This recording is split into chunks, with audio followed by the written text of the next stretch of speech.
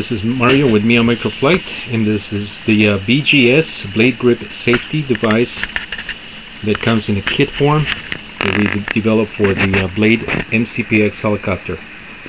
The purpose of this particular kit is to provide means of retaining the blade grips while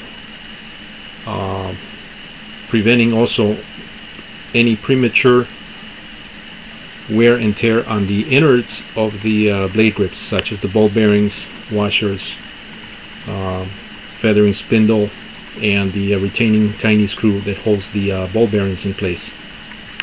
There is no need to replace any of those components if you start off with this particular kit to begin with. As such, this particular kit, these particular parts do hold the blade grips in place, and that's the purpose of their design, as we can appreciate it in this video and my other video that I did earlier to show the to talk about this particular kit.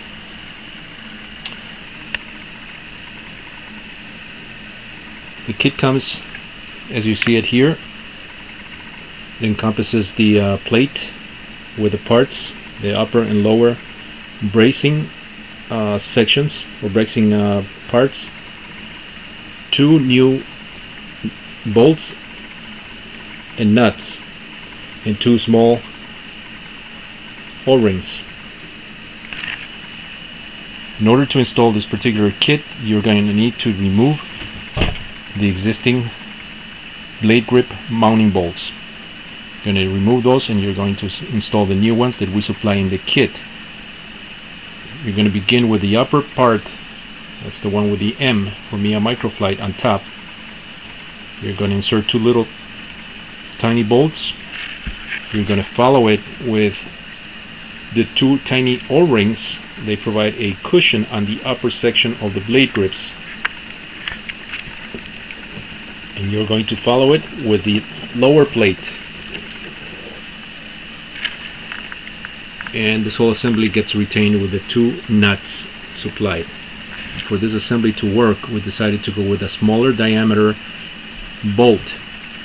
So you're going to have the blades, they're going to have a little bit of play sideways,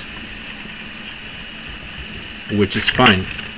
This will not hinder any of the flight characteristics of the helicopter. It's once the blades get in motion and the forces acting on the blades will pull them out anyway. So they'll be self-aligned. It's just a self-aligning feature when you have a single bolt holding mechanism, such as on this rotor head. In order to install the bottom part, you're going to need to remove the blade grips completely from the center of the rotor head. You're going to slip the bottom plate, the one with the opening here that we see here, the white part. You're going to slip that over the rotor head. Reinstall the blade grips with the feathering spindle or shaft, the washers, and the small locking screw. Make sure you follow the original equipment manufacturer instructions for the assembly of the blade grips. Once that's done, you're going to install the top plate as I described earlier, beginning with the top plate, the screws, and don't forget the small O-rings that go between that white part and the original blade grips. The proper tension for this kit to work smoothly is not to over tighten the mounting bolts with the nuts. You want to adjust the nuts so that they just hold the blades in place. You don't want to lock the blade from pivoting. You want to have it nice and smooth so that the blade finds its own center once it's in rotation. So basically the new screws and the nuts are there for is a retainer for the upper and lower plates. And as I said before, you don't want that too tight, because if you tighten that up, this will not have the flexibility that it needs in order for the blades to pivot. So you want to keep that in mind. These plates are very thin. The upper and lower plates are very thin, and they're designed to allow the blade to pivot. Once this is done and you have the right tension on the nuts, do not over tighten them. You just need to turn them till they hit the bottom plate. You want to add a tiny drop of thread lock at the end of these mounting bolts. Use a thread lock that you can easily remove the bolts in case you need to service this at a later time. Hopefully you will not have to service this once you do this installation. Once again, this is a device that it was done to hold the blade grips securely while also preventing the innards from premature wear and tear. Okay, I have disconnected the motor just to do this particular video so we can see how the blade pitch works with the MIA BGS safety device in place.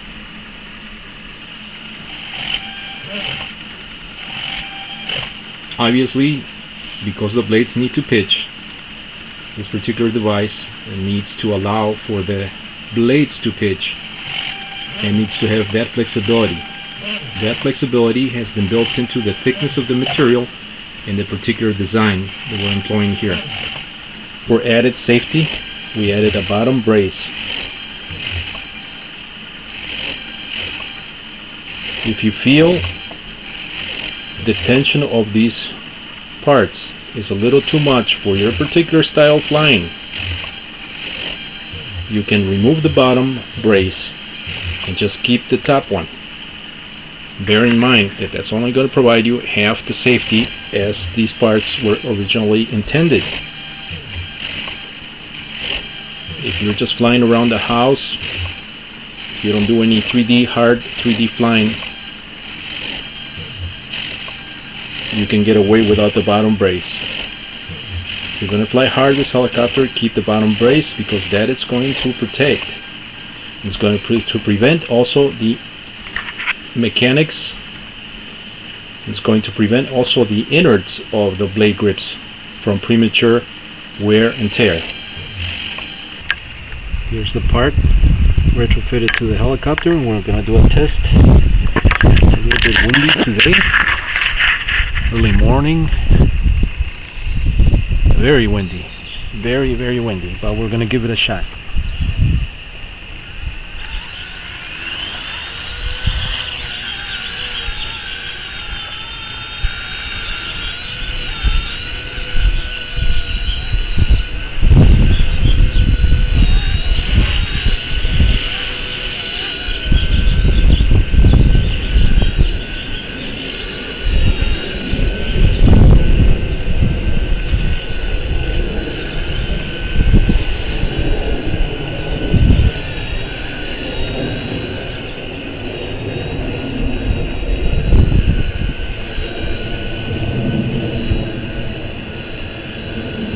Very nice helicopter. The MIA MicroFlight safety feature for the blade grips adds a higher level of confidence in flying this. Wow, windy, very windy. Look at those trees. See those trees? That's how we're flying this. We're trying to fly this little tiny helicopter in this weather, but I think it proves the point that the kit that I developed for this blade MCX or mCPX does work, and it works very well. Wow, the wind is really picking it up. Okay, I'm gonna stop because I don't want to risk crashing and damaging the helicopter due to the weather. Whoa, very good. This is Mario signing off. Thanks for watching.